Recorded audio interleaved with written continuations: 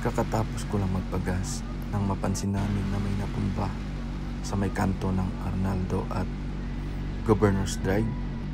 Dahil nakikita kong parang dinadaanan na siya ng mga malalaking sasakyan at nasa gitna pa, ay sinubukan kong tulungan.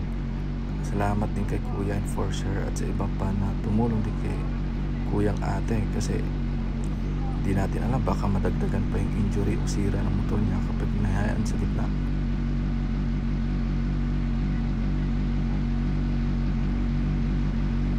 Bago ko siya tinulungang tumayo, tinanong ko muna siya kung may masakit pa sa kanya o anong nararamdaman niya.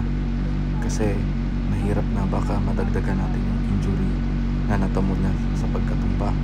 Kahit na may training naman ako sa medical first aid, mas okay pa din yung mga medical practitioner talaga ang mag-check sa kanya. So, tinayo namin siya at pinagilid muna kasi medyo lumalakas na nga yung ulan.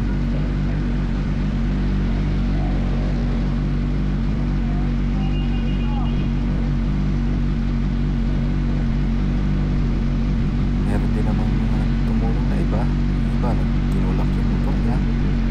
Iba yung mga yung mga deal-freeze, yung mga kalat kasi baka makadisgrasya pa ng ibang motorista.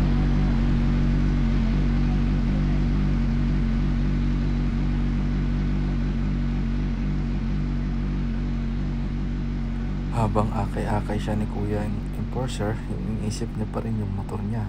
Although naiintindihan ko naman, kasi ganun at ganun din yung iniisip ko na disgrasya din ako sa may Kaibiyang.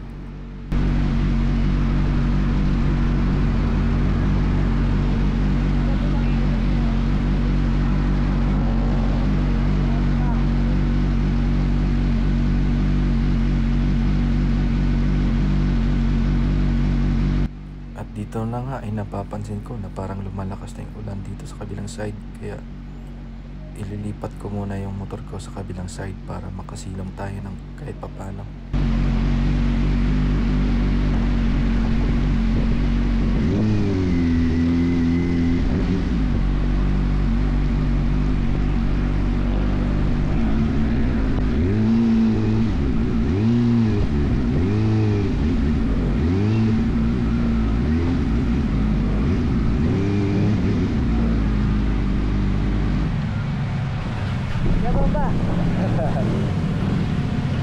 Bago ako umalis, nakisuyo muna ako sa mga taga-gas station na baka meron naman silang pang first aid para matulungan naman kahit papano si ate, Kuyang Ate, na maibsan yung hapding nararamdaman habang siya yung naghihintay ng rescue.